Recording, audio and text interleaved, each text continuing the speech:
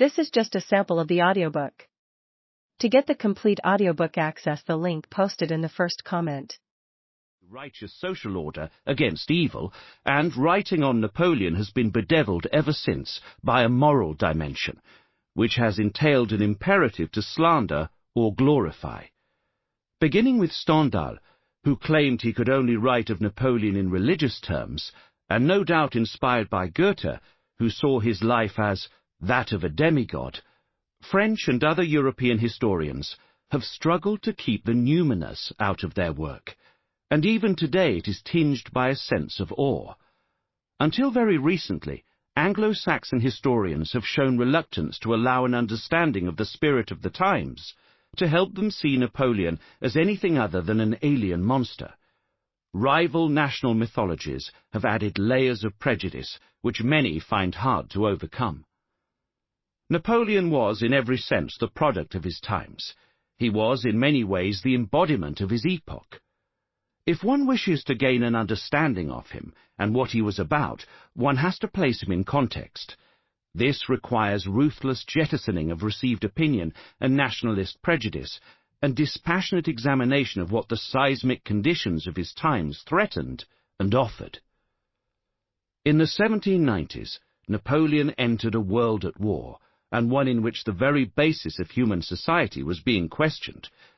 It was a struggle for supremacy and survival, in which every state on the continent acted out of self-interest, breaking treaties and betraying allies shamelessly.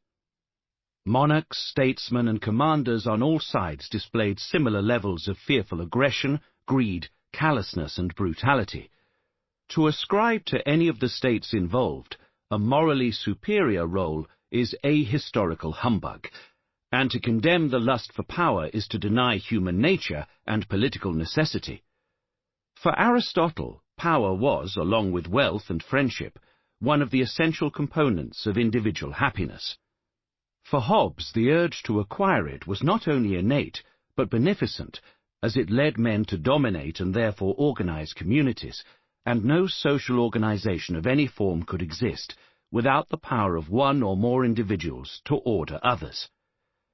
Napoleon did not start the war that broke out in 1792, when he was a mere lieutenant, and continued, with one brief interruption, until 1814. Which side was responsible for the outbreak and for the continuing hostilities is fruitlessly debatable, since responsibility cannot be laid squarely on one side or the other. The fighting cost lives, for which responsibility is often heaped on Napoleon, which is absurd, as all the belligerents must share the blame, and he was not as profligate with the lives of his own soldiers as some.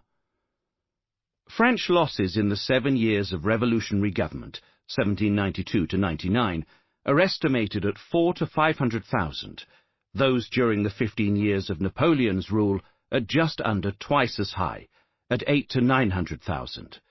Given that these figures include not only dead, wounded and sick, but also those reported as missing, whose numbers went up dramatically as his ventures took the armies further afield, it is clear that battle losses were lower under Napoleon than during the revolutionary period, despite the increasing use of heavy artillery and the greater size of the armies.